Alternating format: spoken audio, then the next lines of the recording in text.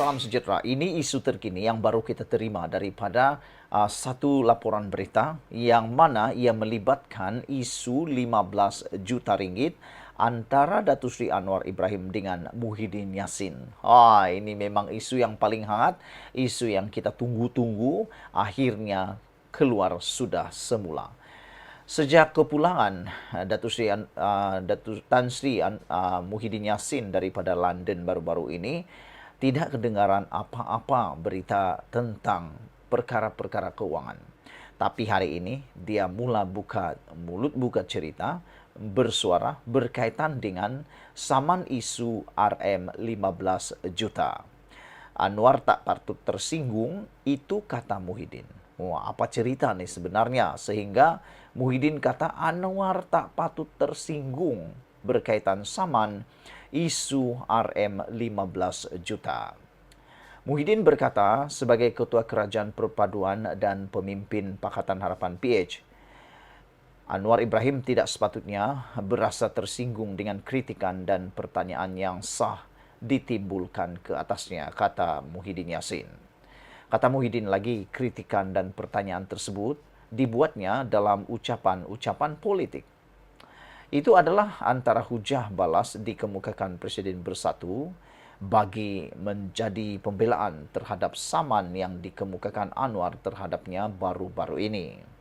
Muhyiddin mendakwa kata-kata yang dilafazkannya semasa kempen politik menjelang pilihan raya umum PRU lalu bukanlah mempunyai sebarang unsur fitnah selain melibatkan hal-hal berkepentingan awam. Tambah Muhyiddin, itu adalah kenyataan yang dibuatnya dalam acara politik di kawasan Parlimen Padang Serai pada November tahun lepas, lalu juga tidak diketahuinya diterbitkan semula dalam aplikasi TikTok. Muhyiddin juga berhujah dia tidak mempunyai kawalan atau pengetahuan mengenai akaun TikTok yang memuat naik kenyataan tersebut. Sebagai Ketua Kerajaan Perpaduan, kata Muhyiddin, pemimpin PH dan Perdana Menteri terkini Anwar Ibrahim tidak harus tersinggung terhadap kritikan dan pertanyaan yang sah yang ditimbulkan oleh defendant atau Muhyiddin semasa ucapan-ucapan politik, katanya. Muhyiddin juga berkata, Anwar sepatutnya menjawab pertanyaan yang dikemukakan dalam ceramah itu secara terbuka dan menafikannya sebagai palsu. Memandangkan kedua-dua pelanatif dan defendant adalah tokoh awam dan pemimpin parti masing-masing, adalah penting mereka saling berhadapan dengan dakwaan yang mungkin telah disalah nyata, disalah sebut atau diambil di luar konteks oleh media, kata bekas Perdana Menteri itu lagi. Anwar pada 20 Disember lalu memfailkan saman fitnah terhadap ahli Parlimen Pagoh berkenan selepas dia dituduh menerima bayaran RM15 juta sebagai penasihat ekonomi Selangor. Peguam utama Anwar, Sankara Nair, memberitahu Malaysia Kini, ruit saman berkenan difailkan di Mahkamah Tinggi Kuala Lumpur. Sebelum itu, pada 7 Disember, Anwar mengeluarkan surat tuntutan yang memberi Muhyiddin tempoh 3 hari untuk membuat permohonan maaf tanpa syarat berhubung dakwaan di media sosial dan menarik balik video TikTok berkenan. Muhyiddin juga dituntut untuk membuat aku janji bertulis supaya tidak lagi mengulanginya. Surat tuntutan Anwar itu adalah berkenan kenyataan Muhyiddin semasa berucap dalam ceramah besar PN menjelang pilihan raya di Padang Serai pada 5 Disember.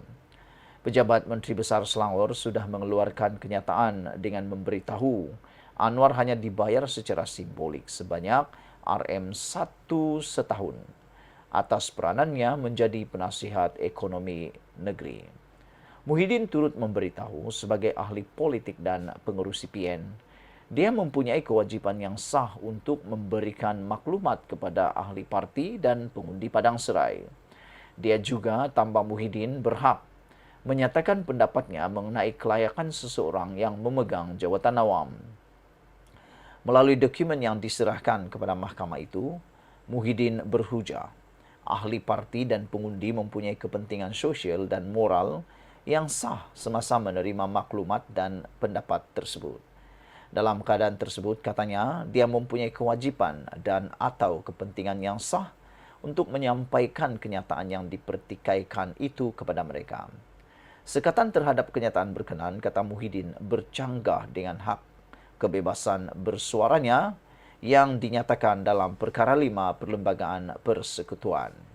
Saudara-saudara sekalian, apa yang Muhyiddin kata ini amatlah menarik perhatian kita semua, kerana ianya melibatkan isu saman 15 juta antara Anwar Ibrahim dan juga Muhyiddin Yassin. Ini berkait sangkut dengan dakwaan daripada Muhyiddin Yassin yang mengatakan bahawa Anwar Ibrahim menerima RM 15 juta sebagai penasihat ekonomi Selangor.